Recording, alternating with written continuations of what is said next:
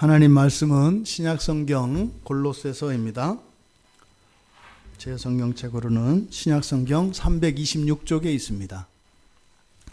골로새서 3장 18절에서 25절까지입니다.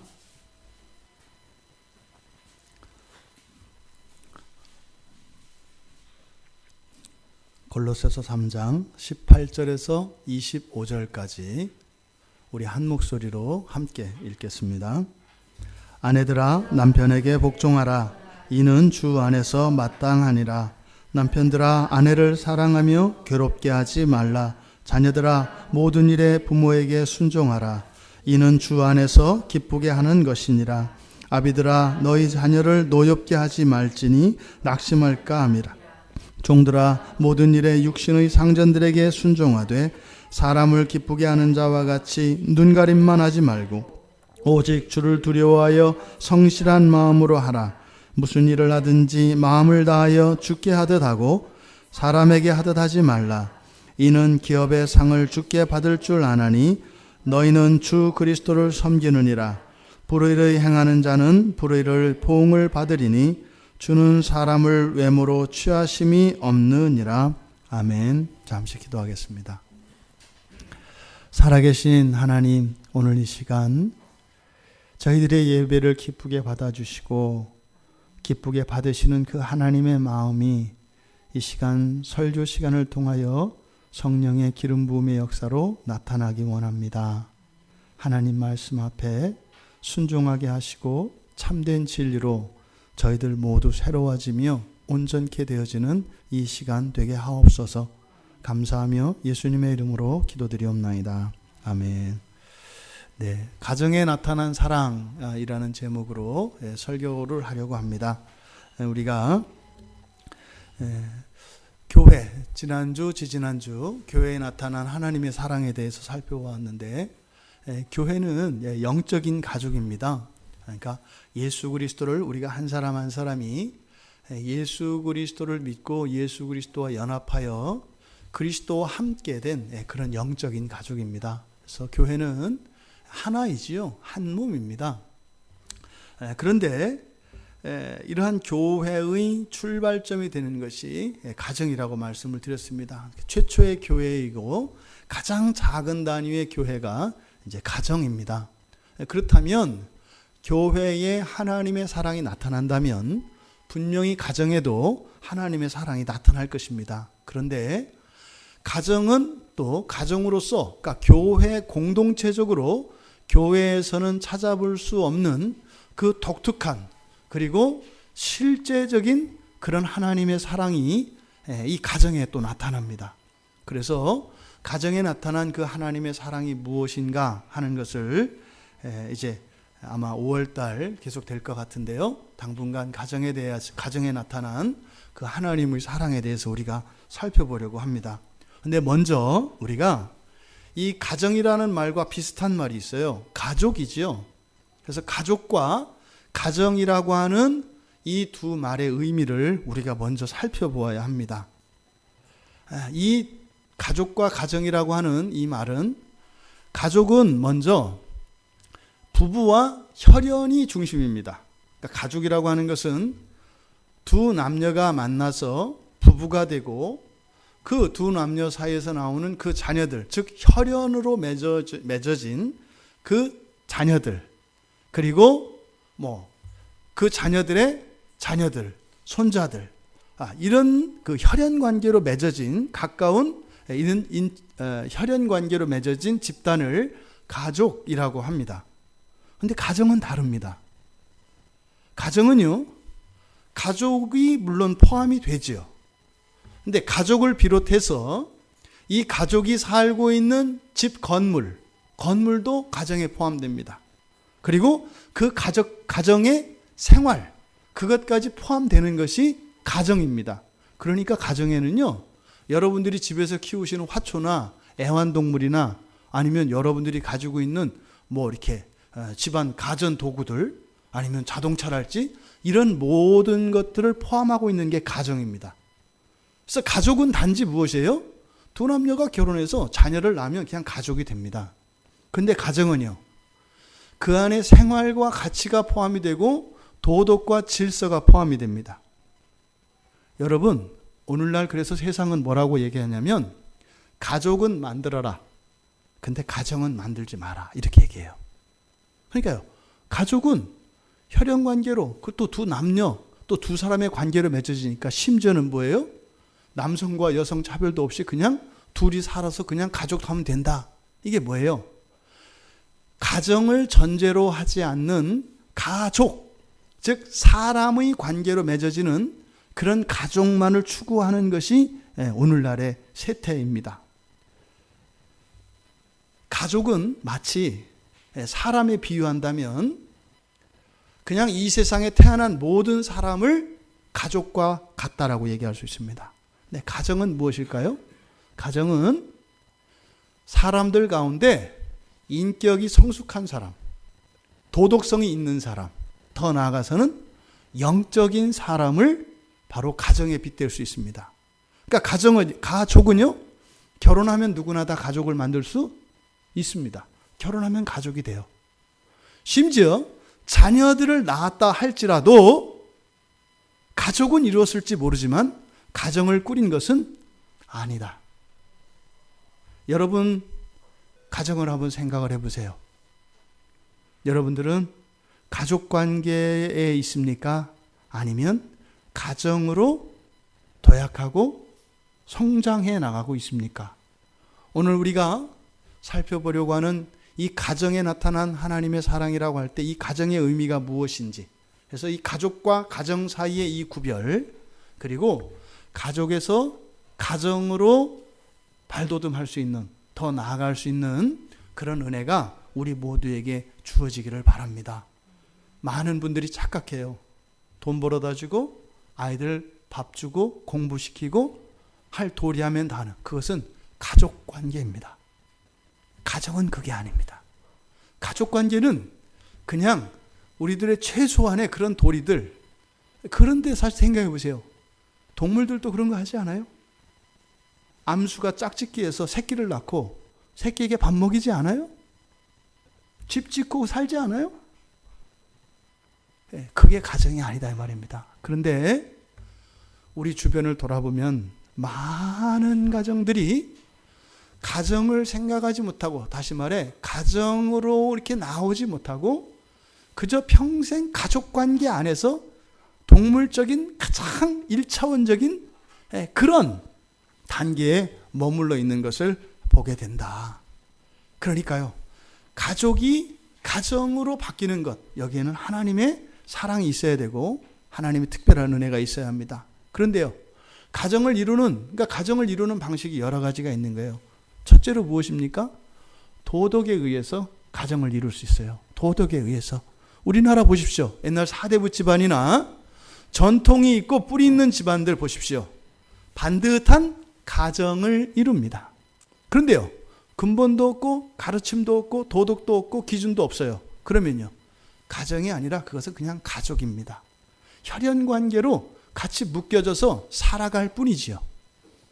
바로 성경에서 이야기하는 가정은 그런 사람들의 어떤 인륜과 이런 도덕에 의해서 이루어지는 그런 가정을 능가하는 영적인 가정을 지금 이야기하려고 하는 것입니다. 바로 그 영적인 가정에 하나님의 사랑이 나타난다. 오늘 우리가 읽은 골로새서 3장 18절에서 25절의 말씀을 우리가 이해하기 위해서는 먼저 전체 이 골로새서라고 하는 이 성경과 그 가운데 이 3장의 대략의 내용을 우리가 알고 이 본문을 살펴볼 때 참다운 의미를 알 수 있습니다. 이 골로새서의 특징이 무엇이냐면요, 기독교가 다른 종교와 뭐가 다른가 이 말이에요. 기독교와 다른 종교가 무엇이 다를까? 왜냐하면 지금 이때 당시 골로새 교회에 여러 다른 종교들과의 갈등이 있었고, 이 교회 안에 들어와 있는 신자들이 기독교와 다른 종교를 혼동하고 그 기독교의 참다운 그 구원의 능력을 맛보지 못하며 살아가는 일들이 있었습니다. 그래서 사도 바울은 기독교가 다른 종교가 무엇이 다른가? 이것을 한마디로 요약해서 뭐라고 할 수 있냐면 삶이 바뀌는 겁니다. 삶이 바꾸는 겁니다. 삶을 바꿔라가 아니라 삶이 바뀌는 겁니다. 예수 그리스도를 믿으면, 즉 기독교는 삶이 바뀐다라는 거예요. 근본적으로 사람의 본성이 바뀐다라는 거예요. 이게 다른 종교의 차이점이 기독교다라고 사도 바울이 이야기를 하는 것입니다. 다른 종교와 기독교 다른 점이 뭐라고요? 삶이 바뀌고 본성이 바뀌는 것. 요 두 가지가 다른 종교와 완전히 구별되는 기독교의 특성이라는 거예요. 기독교인은요, 그래서요, 어떻게 돼요? 날로 새로워집니다. 날로 새로워집니다. 그리고요, 삶도 새로워집니다. 이때 당시에 많은 사람들이 자꾸 금욕주의적으로 무엇을 하려고 하는 일들이 많았어요. 그래서 안식일을 지키는 것을 주일로 지킨다, 안식일로 지킨다, 이게 중요한 게 아니라 그것을 율법적으로 지키는 거예요. 의지적으로 지키는 거예요. 더 나아가서는 어떻게 해요? 이제 금식으로 막 나가는 거예요. 금식을 하고. 그래서 나의 힘으로 자꾸 무엇인가를 바꾸려고 하고, 나의 힘으로 무엇인가를 했다고 하는 어떤 보람을, 그런 것을 과시하려고 하는 일들이 많았습니다. 그건 뭐예요? 그건 다른 종교다 이 말이에요. 이게 잘 이해가 안 되실 가능성이 많아요. 그거나 아닌가? 행위로 하는 것과 하나님의 은혜로 하는 것은 달라요. 완전히 달라요. 바로 이 부분을 사도 바울이 이야기를 하면서 3장 1절에서 4절까지 땅의 것 말고 위의 것을 찾으라 라고 이렇게 이야기를 합니다. 3장 1절에 보니까 그리스도와 함께 다시 살리심을 받았으면, 이게 무슨 말이에요? 너희가 기독교인이라면 이 말이에요. 너희가 교회 다닌다면, 너희가 다른 절이나 다른 데 가지 않고 교회에 나와서 예배를 드리는 사람이라면, 이렇게 얘기하는 거예요. 위의 것을 찾아라. 위의 것을 찾아라. 다르다는 거예요. 이 세상에서 이런 다른 종교들이 추구하는 그런 것과 다르다. 위의 것은 뭐겠어요? 근데 위의 것에서 이야기하는데 하나님 우편에 앉아 계신 예수 그리스도만을 이야기해요. 지금 이 내용이 무엇인가 하는 것을 뒤에 가서 자세하게 설명을 합니다. 5절에 가서 땅의 지체를 죽이래요. 땅의 지체, 땅에 속한 몸, 이것을 죽이래요. 근데 여기서 땅의 지체를 죽인다는 것이 음란, 부정, 사욕, 악한 정욕, 탐심, 이런 것들을 거론합니다. 이것들은 우리들이 삶 속에서 짓는 죄의 근원이 되는 악의 목록들이에요. 이거는 우리 내면에 있는 거죠. 우리의 내면에 있어서 이것들이 겉으로 이제 어떠한 열매들을 맺습니다.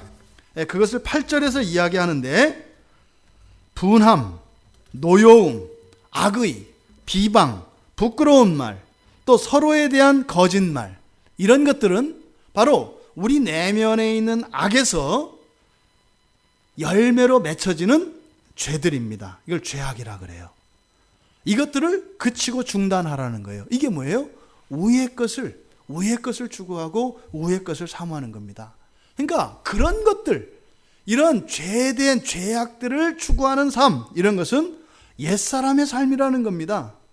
그러니까 악으로부터 생겨난 그런 행위, 그런 것들로부터 우리가 자유로워져야 된다. 달라져야 된다. 어떻게 해요? 우리의 힘으로가 아니라 성령의 은혜로, 우리의 힘으로가 아니라 하나님의 은혜로 되어야 한다라는 겁니다. 그래서 3장 10절에서 새 사람을 입었다라 그래요. 입어야 됩니까? 입었습니까? 입을 겁니까? 입었습니다. 새 사람을 입었습니다. 입으라는 게 아니에요. 열심히 기도하고 예배 빠지지 말고 나와서 매일같이 성경 읽어서 새 사람을 입어라가 아니에요. 입었다는 거예요. 입었다는 거예요. 우리 안에는 여러분 이미 성령이 거하시고요. 여기에서 이야기하는 이런 악과 죄로부터 완전히 순결한 우리의 새로운 본성이 이 안에 있습니다. 근데 그것을요, 죄가 이렇게 때처럼 그걸 덮고 있어요. 싸고 있어요. 그래서 이것을 벗겨내야 됩니다. 근데 이 벗겨내는 일은 성령께서 하셔야 돼요. 근데 성령께서 이 때를 벗기실 때는요, 우리가 목욕탕에 가서 그 베드에 누워야 때밀이 이분이 밀어주시듯이 우리가 성령의 보좌 앞으로 나가야 돼요. 그리고 구해야 돼요. 그리고 원해야 돼요. 여러분 목욕탕에서 저 탕에 들어가 있는데 갑자기 때밀이가 와가지고 팔을 끌고 가서 그냥 침대에 눕혀가지고 때를 막 밀어요? 그렇게 안 하잖아요. 성령의 역사도 그렇게 일어나지 않아요. 내가 아주 그냥 안 하기로 작정하고 있는데 되는 일은 없다 이 말이에요. 그런데요, 서두에서 말씀드렸던 것처럼 가족과 가정의 관계를 이야기할 때, 이 가정과 관련하였을 때 많은 그리스도인들이 가정을 세우는 일에 별로 마음이 없어요. 더군다나 이게 시대정신입니다. 요즘에는 가정 세우는 일에 마음이 없어요. 두 사람이 만나서 부부를 이루었고 자녀들을 키우면서도 가정 세우는 일엔 마음 없어요. 단지 뭐예요? 그냥 가족 관계로만 지내려고 많은 사람들이 생각을 해요. 그러니까요, 우리 서로 프라이버시 침범하지 말고 너는 너대로 나는 나대로, 애들은 애들대로 살자. 그리고 굳이 우리 뭐 이렇게 서로 이렇게 심각한 얘기 이런 거 하지 말고 각자 편한 대로 생각하고 그렇게 살아가자. 애들한테도 강요하지 말자. 애들 인생은 애들 거니까 애들 마음대로 살게 하고 또 뭐 지들이 알아서 하는 거지. 이거 뭐예요? 가족 관계만을 강요하는 거야. 지금 가족 관계, 지금 여기서 새 사람을 입었다라고 하는 말은 예수 믿고 교인이 되면 어떤 사람들이에요? 이미 가정을 이룬 사람들이에요. 그러니까 그런 가족 관계만으로 살아갈 수 없는 사람들이 바로 누구예요? 그리스도인들이라는 거예요. 근데 지금 이 안에, 이 골로새 교회 안에 그런 일들이 일어났던 겁니다. 그래서 이 새 사람을 입었다라고 이야기를 하고 나서 이것을 뒤에 가서 바로 가정에 대한 이야기로 적용을 하고 있는 거예요. 그러면 이 새 사람이라는 게 뭐냐? 새 사람이라는 것은요, 나를 창조하신 그 하나님의 형상을 따라 지식에까지 새롭게 하심을 입은 사람이 새 사람이래요. 나를 창조하신 하나님의 형상을 따라 지식에까지 새롭게 하심을 입은 사람. 이 말이 무슨 말이냐면, 여러분들이 어떤 것을 판단하는 가치관, 옳고 그르고 판단하시잖아요. 옳고 그름의 기준도 달라지고 어떤 일과 사건들에 대한 해석도 달라지는 거예요. 이게 지식까지 새로워졌다라는 거예요. 어떤 사람이 나에게 사기를 쳤어요. 전 같았으면요, 쫓아가서 복수를 해야 돼요. 그리고 망신을 주고 응당에게 법의 심판을 받게 해야 돼요.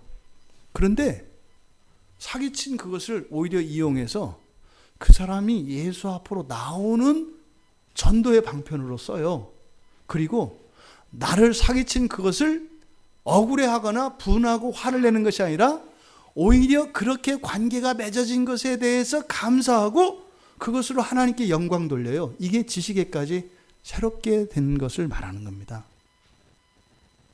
새 사람이 되면 이렇게 돼요. 이상해져요. 좀 나사가 빠진 사람처럼.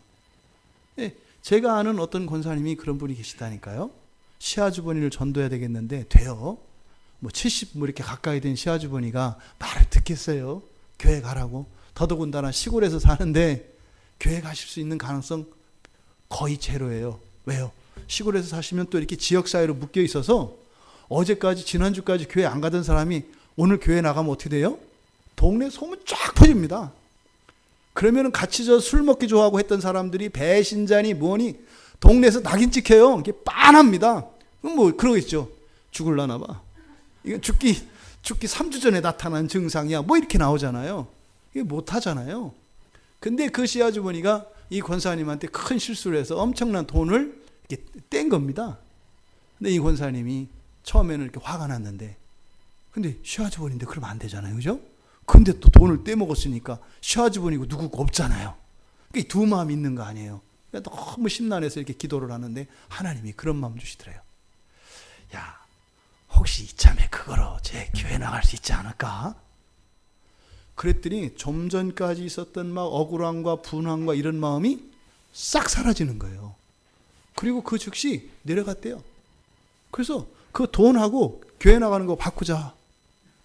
교회 나갔잖아요. 그 결과 그래서 어떻게 됐대요? 이게 아니라 저는 그 권사님 얘기하는 거예요. 권사님.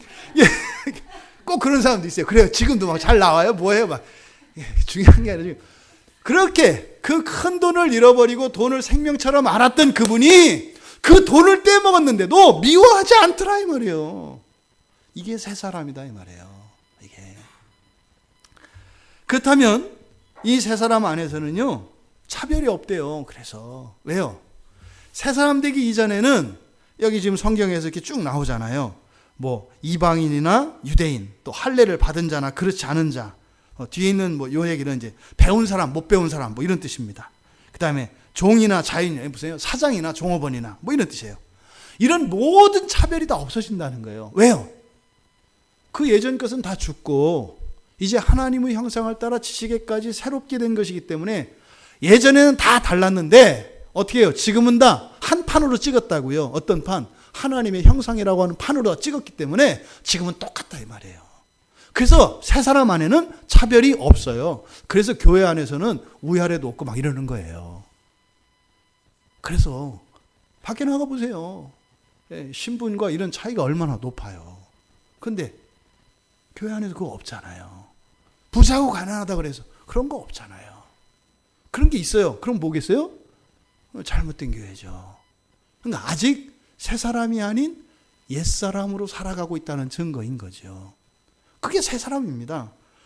근데 12절과 13절에서 새 사람의 특성을 가르쳐 줍니다. 새 사람이 뭐냐? 하나님 택함을 받은 사람이에요. 그리고 거룩하고 사랑받는 사람이에요. 그리고 다른 사람을 불쌍히 여기는 마음을 가진 사람이에요. 친절하고 착한 사람이에요. 또 다른 사람의 좋은 점 때문에 나보다 그 사람을 더 높게 여기고 겸손하고 또 하나님이 주시는 온유함, 이 온유함은 점잖음이라고 생각하시면 돼요. 근데 인격이 아니라 하나님이 주셔서 그렇게 점잖은 것, 그리고 오래 참는 사람, 이런 것이 새 사람의 특성이라고 이야기합니다. 얼마까지 참느냐? 다른 사람이 막 불평을 하고 그렇게 해도 그거를 그냥 받아주고 그냥 오히려 또 그걸 용서하면서 참아주는 그런 사람이 바로 새 사람이 가진 특성이래요. 되라는 게 아니에요. 이런 사람이 된다면, 하나님이 그렇게 해주신다면 누가 마다하겠어요. 그런데 지금 골로새 교인들에게는 그런 일이 일어나더라 안 일어나더라? 안 일어나더라. 왜 안 일어나더라? 하나님의 은혜로 하려고 하는 것이 아니라 자기들의 노력과 행위로 하려고 하니까 그런 것 갖다가 어느 날 확 뒤집어져 가지고 성질을 부리고 떠나가더라 이 말이에요. 누누이 말씀드리죠. 모자란 것 좋지 않습니다.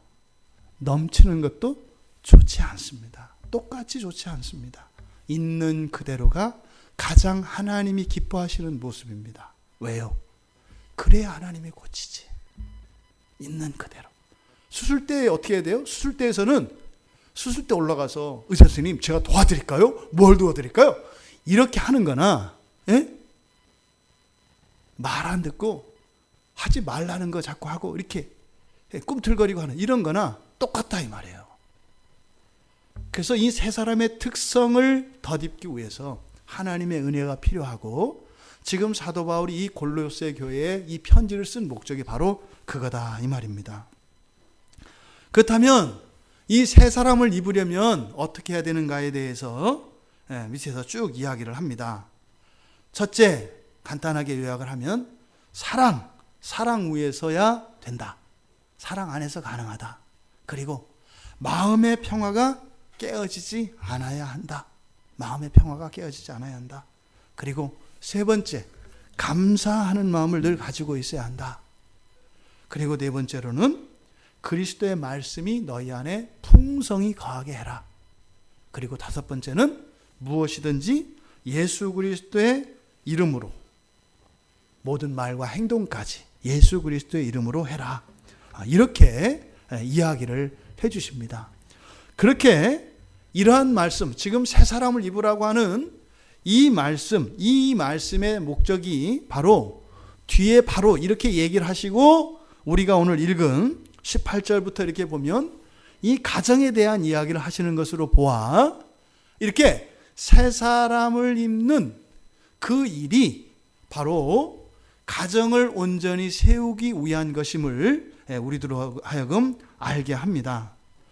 가정이 되어야 합니다. 가족에 머물러 있지 말고 영적인 가정이 되어야 합니다. 도덕적인 가정에서 그것을 능가하는 영적인 가정으로 되어야 한다는 겁니다. 이것은 마치 한 개인에게 이야기하면 뭐예요? 예수 믿지 않는 사람이 예수를 믿어야 된다고 얘기하는 거고, 예수를 믿는 사람이 어떻게 해요? 성숙한 그리스도인 되어야 한다고 이야기하는 거다, 이 말입니다. 지금 사도 바울이 18절에서 25절, 4장 1절까지 사실은 한 문단인데요. 여기에서 보여주시는 그 가정의 원리가 있습니다. 그건 뭐겠어요? 그러니까 새 사람으로 세우는 가정이 무엇인지를 이야기해요. 그러니까 새 사람을 입었는데, 너희들이 새 사람이 되었는데, 과연 새 사람이 세워가는 가정이 뭐냐? 영적인 가정이 뭐냐? 그 원리를 지금 가르쳐 주려고 하는 겁니다. 우리 함께 읽은 그 본문을 보면 여러분들이 쭉 함께 읽으셨잖아요. 가정에는 질서가 있다는 사실을 가르쳐 줍니다. 가정에는 뭐가 있다고요? 질서가 있다고요. 그러면 가족에게는 질서가 있을까요? 없을까요? 가족에게는 그건 질서가 아니에요. 자기 마음대로 하는 것은 그건 질서가 아니에요. 질서라는 것은 모든 가족들이 자기의 개성과 다름과 상관없이 따르고 통일되어지는 것, 이게 질서예요. 그러니까 오늘날 대부분의 가정 안에 질서 없습니다. 대부분의 가정 안에 질서 없습니다. 무슨 말이에요? 골로새 교회의 상황과 다르지 않다는 거예요. 대부분 개나 소나 까치나 사람이나 다르지 않은 가족관계 안에 머물러 있습니다. 왜요? 어렸을 때부터 학교에서 그렇게 가르치고 온갖 매스미디어에서 그렇게 가르치고 세상이 그렇게 가르칩니다. 그래서 집에 들어와서 뭐라 그래요? 가정은 없는 거래. 가족이 중요하대. 가정은 가족보다 밑에래. 이렇게 가족 안에 들어와서 이야기합니다. 성경은요, 가정 안에서 가족들이 살아갈 때 이 세상으로 확산시켜 나가라고 하는데, 반대로 어떻게 돼요? 세상을 가지고 들어와서 이 가정을 깨서 가족으로 해체시킨다, 이 말이에요. 이게 세상의 정신이에요. 여러분, 우리 정직합시다. 특히 아버지 엄마들, 우리 정직합시다. 저부터도 마찬가지예요. 저부터도 고백합니다. 영적인 가정으로 제대로 세우지 못했습니다. 인정합니다. 그런데요, 포기하거나 그냥 주저앉아 있어서 또 안 된다, 이렇게 패배의식을 가져서는 안 된다는 거예요. 이런저런 핑계를 대서 아이고 지금에서 이걸 어떻게 다시 하라는 말인가, 이런 생각을 해서도 안 된다는 거예요. 왜요? 하나님 말씀이기 때문에. 여러분, 질서가 있는 것이 가정이에요. 근데 이런 도덕이나 인습이나 인륜들, 어떤 가치관, 세상적인 사회적인 가치 질서가 세워지면 그것은 도덕적인 가정이라고요. 근데 지금 여기서 말하는 것은 뭐라고요? 영적인 가정에 대해서 지금 얘기하려고 한다고요. 왜요? 하나님의 사랑 때문에 그래요. 하나님한테 사랑받으려고 그러는 거라고요. 근데 그 사랑은 단순히 사랑만 받는 게 아니에요. 질적으로, 가치적으로 이 세상 그 어떤 것을 능가하는 것이기 때문에 말씀을 드리는 거예요. 질서 하면은요, 여러분 느낌이 딱 어떠세요? 굉장히 부정적이에요. 특히 요즘 젊은 사람들 질서라는 말 딱 들으면 벌써 거부감이 확 듭니다. 질서하면 어떻게 돼요? 상명하달, 그렇죠? 상명하복, 위에서 명령 내리면 밑에는 복종하는 거, 이렇게 딱 받아들인다고요. 근데 질서는 그런 거 아니에요. 그런 건 잘못된 질서죠. 질서라는 건 여러분 이런 거예요. 여러분들이 누구와 만나기로 약속을 했어요. 근데 그 친구가 30분 늦게 나오는 게 좋아요? 딱 나오는 게 좋아요? 우리 딸 중에 한 딸의 친구들이 아주 그 약속을 안 지키는 그 친구들이 있습니다. 그 친구들은 늘 30분, 어떤 때를 보면 1시간 반도 늦게 와요. 근데 우리 딸 기다리고 와요. 어떤 때는 답답하기도 한데 그래도 네가 나보다 낫다, 장하다 뭐 이런 생각을 해요. 질서는 뭐예요? 그 친구가 약속 시간에 오는 게 이게 질서예요. 늦게 나오는 게 좋아요? 정시에 나오는 게 좋아요? 정시에 나오는 게 좋아요. 그게 질서예요. 또 여러분들 보세요. 열심히 일을 했어요. 그럼 여러분들이 일한 것에 대한 정당한 대가를 보상으로 받는 게 좋아요? 아니면 일한 대가의 반만 받는 게 좋아요? 정당한 대가를 받는 게 좋아요. 이게 질서예요, 여러분. 낮에 일하고 밤에 쉬는 게 좋아요? 아니면 밤낮 죽으라고 일만 하고 맨날 피곤에 쩔어서 사는 게 좋아요? 일할 때 일하고 쉴 때 쉬는 게 좋아요. 이게 질서예요. 잤는데 피곤이 안 풀려. 이게 질서 없는 거고, 잤는데 피곤이 풀려. 이게 질서 있는 거예요. 여러분, 건강하신 게 질서예요. 그러니까 질서라는 건 그렇게 딱딱하고 우리를 막 조이는 이런 게 아니라 어떤 거예요? 우리를 편하게 하고 행복하게 하고 유익하게 하는 것이 질서예요, 여러분. 질서가 없으면요, 몸이 병들어요. 우리 삶의 질서가 없으면요, 굉장히 바빠집니다. 일이 끝없이 많아집니다. 해도 끝이 없어요, 질서가 없으면. 왜요? 이거 하다 보면 저거 생각나. 그럼 이거 하다 말고 저거 가서 또 하다 보면 또 저거 생각나. 또 하다 보면 또 이거 생각나. 또 하다가 또 하다 말고 또 저거 생각나. 또 가서 해. 계속 하다 말고 하나도 된 일이 없어요. 질서가 없으면 이렇게 돼요. 그러니까 평생요, 일에 치여서 사는 거예요. 스트레스가 끊이질 않아요. 왜요? 해야 될 일이 부스러두룩 하거든요. 해도 끝이 없거든요. 끝이 안 나거든요. 이게 무질서한 거예요, 여러분. 질서는요, 좋은 겁니다. 좋은 거예요, 여러분. 질서는. 오늘 우리가 읽은 성경은 가정에 질서가 있다는 거예요. 질서할 때 여러분 확 두드러기 일으키지 마세요. 특히 여성들, 우리 자녀들, 남편들 또 착각하지 마세요. 뭐 남편은 머리다, 헤드다, 마음대로. 그런 게 질서가 아니라니까요. 아내들은 또 무조건 또 복종하라고 하려고? 복종? 그런 걸 얘기하는 게 아니에요. 우선 질서가 무엇인지 질서에 대한 잘못된 인식을 바꾸시고, 오늘 성경의 본문 말씀에 가정에는 무엇이 있다? 질서가 있다. 이거 기억하셔야 돼요. 가정에는 질서가 있다. 여러분 가정 안에는 어떤 질서가 있습니까? 여러분 삶 속에는 어떤 질서가 있습니까? 이게 세 사람의 특징이라는 거예요. 하루의 일상에는 어떤 질서가 있습니까? 일주일의 삶에는 어떤 질서가 있습니까? 한 달, 1년의 생활에는 어떤 질서가 있습니까? 이게 세 사람의 특성이라는 거예요. 근데 그 질서는 세상적인 질서가 아니라 하나님의 질서라는 거죠. 이제 그것에 대해서 우리가 살펴볼 것인데, 이 가정의 질서, 하나님이 세우신 세 사람으로 세워진 가정의 질서를 우리는 먼저 사도 바울이 이야기하는 말씀을 통해서 우리가 알아차릴 수 있는 게 있어요.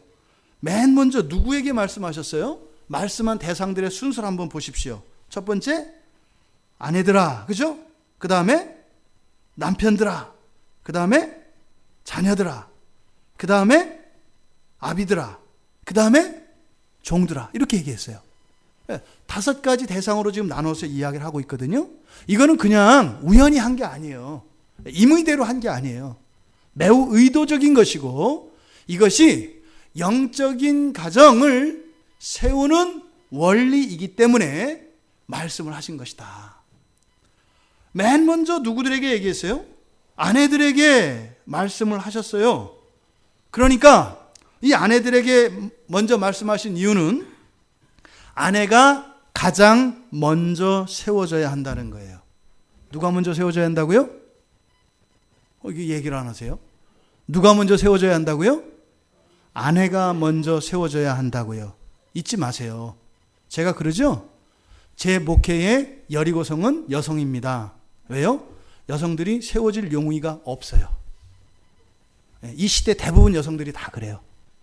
가정을 위해서 가족을 포기할 용의가 없어요. 대부분 여성들이 가족에 집착합니다. 가족에 집착을 해서 가정을 세우려면 그 질서 안에 들어가야 되는데 그럴 용의가 없어요.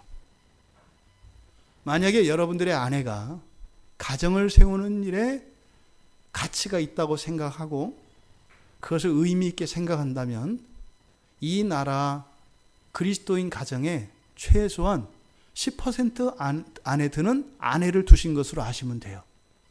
그런 아내거든 여러분 정말 사랑해 주세요. 귀합니다. 없습니다. 그런 아내 드뭅니다. 아내가 먼저 세워져야 합니다. 먼저 세워져야 합니다. 부담 갖지 마세요, 자매님들. 책임져라 이 얘기하는 게 아니라 지금 질서를 얘기한다 그랬어요. 근데 이렇게 말씀을 드려도 잘 전달이 안 돼요. 왜요? 여러분들이 가지고 있는 이 질서라고 하는 개념이 수직적인 질서로 이렇게 강요되지는 이런 게 되어 있기 때문에 전달이 잘 안 되는 거 알아요. 근데 어쨌든 이 전체 설교를 마칠 때 되면 이게 우리 모두에게 아주 편안하고 감사하고 기쁘게 공유될 수 있기를 바랍니다. 그렇게 될 줄 믿습니다. 아내를 맨 먼저 이야기한 것은 바로 무엇을 이야기하고자 합니다? 이 가정을 세우는데 첫 번째 아내가 세워져야 한다는 것이다. 두 번째로 남편들아 이렇게 얘기를 합니다. 이건 뭘까요? 아내들이 시작을 해도 남편들이 하지 않으면 결코 세워질 수 없다는 겁니다. 아내 혼자서 절대로 가정 세워지지 않습니다. 아내가 먼저 세워져야 하는 것 맞습니다. 그런데 그 일은 누가 하는 거예요? 남편이 하는 거라는 거예요. 아내가 먼저 하되 남편이 하지 않으면 결코 세워지지 않는다는 겁니다. 그 다음 세 번째로는 자녀들을 거론해요. 자녀들에게 계승되지 않으면 완전하지 않다는 겁니다. 우리 부부 때에서 그쳐지는 이것은 성경에서 말하는 가정이 아니에요. 성경에서 말하는 가정은 계속 생명력이 이어지는 겁니다. 계승되는 겁니다. 그래서 자녀들에게 계승되어질 때라야 이 가정이 완성되어져 갑니다. 그 다음에 네 번째로 누구예요? 아비지요. 아비를 거론합니다. 아비들은 아비라고 하는 일이 뭐예요? 아비라고 하는 것은 누구에게 불리는 이름이죠? 자녀들에게 불리는 이름이죠. 자녀와 부모 사이에서 불리는 이름이 아비 아니에요. 그러니까 아비들아 한 것은 뭐겠어요? 자녀들에 대한 책임이 누구에게 있다는 거예요? 아비들에게 있다는 것을 이야기합니다. 여러분 자녀들에 대한 모든 책임은 아비들에게 있습니다. 아비들에게 있습니다. 그리고 다섯 번째로 누구에 대해서 얘기해요? 종들아 이렇게 얘기해요. 종들은 여기서 단순한 종을 얘기하는 게 아니에요. 여러분 종 있으세요 집에? 이거 종이 있다 그러시네요. 그러니까 종들아 이렇게 얘기하잖아요. 근데 이제 뒤에서 얘기하겠습니다만 여기서 말하는 종은 그 머슴 이것을 이야기하는 게 아니에요. 사실은 뭐예요? 많은 일들에 대해서 얘기하는 거예요. 많은 일을 하는 사람을 말하는 거예요. 가정 안에는요 끊임없이 일들이 일어나야 합니다. 그래서 해결해야 될 문제들이 계속 생겨요. 어떤 건 성가시고 귀찮고 지저분하고 하찮은 일들, 그런데 시간은 많이 걸리는 일들, 이런 일들이 끊임없이 생겨요. 어떤 때는요 아주 중요한 일들도 생깁니다. 많은 일들이 생기잖아요. 그러니까 이 일들을 해결해야 되는 사람이 필요하다라는 거예요. 그래서요 가정이 세워지려면 그 가정에는 종이 있어야 합니다. 종된 신분된 그 사람을 말하는 게 아니라 각 가정 안에는 누가 있다는 거예요? 종이 있어야 한다는 거예요. 종이 있지 않고서는 가정이 세워지지 않습니다. 누누이 말씀드리잖아요. 하나도 그냥 되는 거 없어요. 그죠? 하나도 그냥 되는 거 없어요. 하나도. 지금 우리들 이렇게 예배 시간이니까 이렇게 와서 깨끗하게 옷을 입고 이렇게 앉아 있습니다만 이게 지금 그냥 됐어요? 그냥 된 거 없어요. 누군가가 제가 입힐까지 그게 마지막에는 이제 뭐 아내가 다림질 해줘서 입혀지는 또 이렇게 딱 골라서 그것까지 그것도 제가 입는 이렇게 해서 이렇게 된 거죠. 하나도 그냥 되는 게 없어요. 그러니까 가정에는 반드시 종이 필요하다는 것입니다. 그런데 여러분 여기서 좀 이상한 거 없으세요? 이상한 거 없어요? 아내들아 남편들아 자녀들아, 아비들아, 종들아. 에? 에? 주인 얘기 왜 나왔느냐? 왜 뭐 그럴 수 있어요. 뭐 빠진 거 없어요? 예? 왜? 어미들아. 아니, 어미 알기를 뭘로 알고? 어미들아가 빠져 있잖아요. 여러분 한번 가정을 한번 생각해 보세요. 자녀에 대한 책임을 아비에게 있다라고 말씀을 드렸잖아요. 근데 실제적으로 우리의 삶 속에서 보면 영향을 더 많이 받는 게 누구에게 영향을 더 많이 받아요? 엄마에게 영향을 더 많이 받아요. 책임은 아비에게 있어요. 근데 실제로 영향은 누구에게 더 받아요? 어미에게 더 받아요. 그런데 어미들아, 이 어머니에 대한 역할이 없어요. 사도가 실수했을까요? 이 사도 바울은 결혼 안 한 사람이거든요. 이렇게 자식을 안 키워봤어요. 그래가지고 모르니까, 그래서 이 어머니의 소중함을 모르니까 이랬을까요? 천만에요. 사도 바울이 아주 훌륭한 사람이잖아요. 이 사람에게는 분명히 아주 현숙하고 훌륭한 어머니가 있었습니다. 성경에는 안 나와요. 하지만 분명히 있었습니다. 이 정도로 뛰어난 사람이 될 정도면은요, 어머니 없이는 거의 불가능합니다. 반드시 어머니의 손길이 대부분 있습니다. 그러니까 일부러 빠뜨린 것은 아니다 이 말이에요. 근데 이 말씀을 주의 깊게 우리가 살펴보면 빠뜨린 게 아니라 일부러 말하지 않은 것이다 라고 하는 것을 우리가 짐작할 수 있어요. 어머니를 왜 따로 거론하지 않았을까?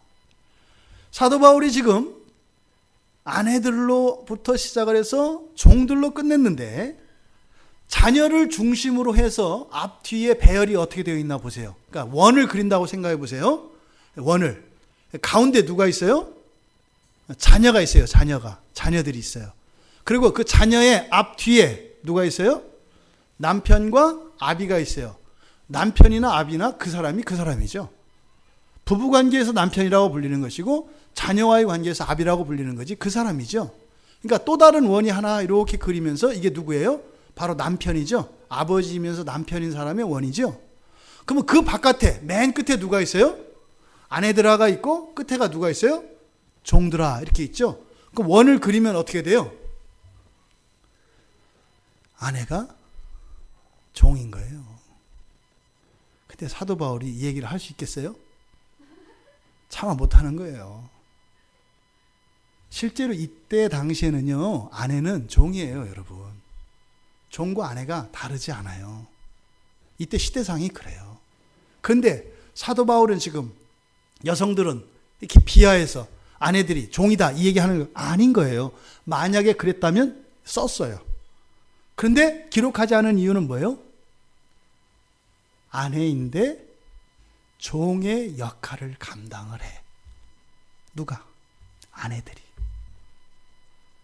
그래서 어머니의 역할이 곧 종의 역할인 것과 다르지 않기 때문에 생략했다 이 말이에요. 여러분도 보세요. 어머니들 계시잖아요. 여러분 자녀들의 종이잖아요. 안 그래요? 교복 내놓으라면 교복 내놓고, 데리라면 데리고, 용돈 내놓으라면 용돈 내놓고, 반찬 내놓으라면 반찬 내놓고, 맛없으니까 딴 거라면 딴 거 내놓고. 여러분 종이잖아요. 월급 안 받잖아요, 자식들한테. 이게 종이지 뭐야. 이게 종이에요, 그게.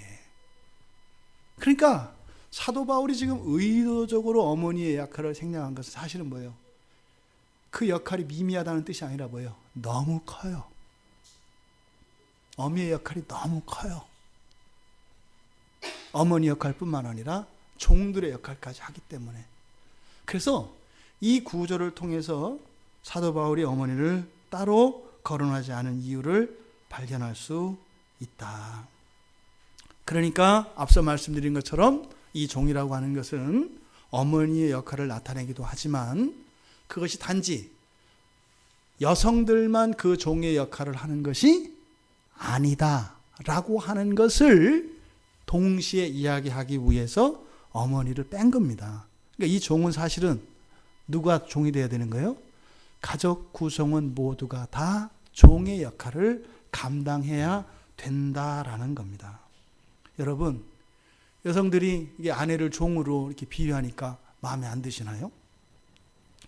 구약 성경에 보면 하나님의 지혜, 그리고 사람의 가장 뛰어난 지혜를 담아놓은 책이 있습니다. 그 책이 잠언이라는 책이에요. 잠언. 한번 살펴보세요. 지금 잠언은 한번 보십시오. 보신 분들은 이미 아시겠지만 성경을 딱 하셔서 반대 뚝 자르면 시편이고 그 뒤에가 잠언입니다. 잠언의 맨 끝에, 잠언은 달력의 31일처럼 이게 31장까지 되어 있어요. 그래서 1장부터 31장까지 되어 있는데 잠언 31장을 한번 가보십시오. 잠언 31장에 가보시면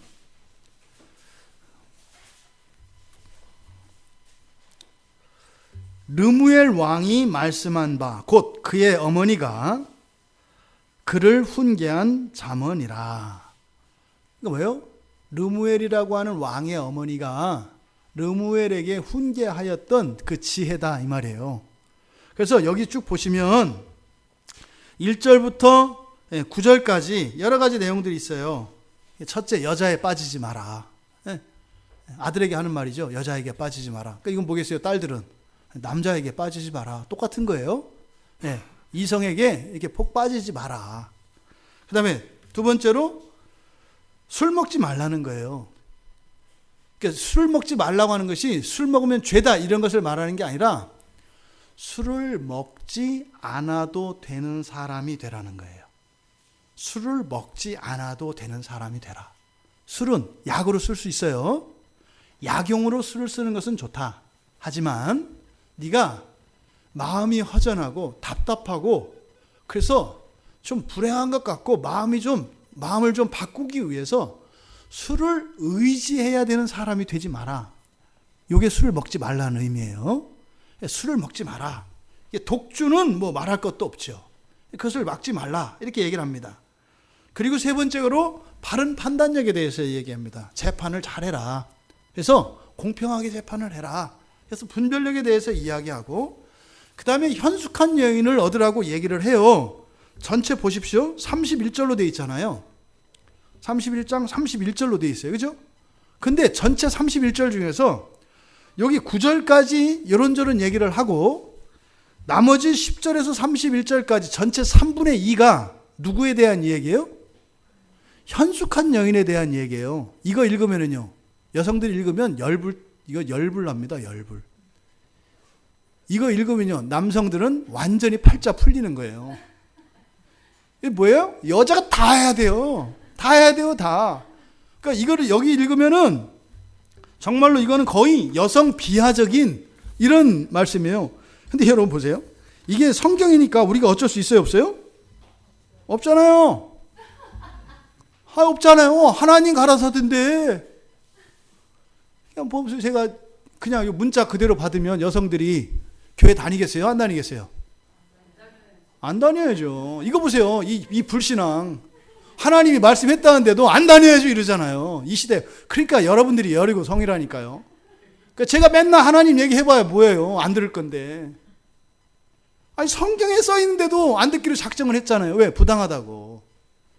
부당하다는 것은 안 듣겠다는 얘기는 아니죠. 그죠? 하나님이 이 말씀을 쓰신 목적은 그런 게 아니죠. 왜 이렇게 심할 정도로 여성을 비하했을까?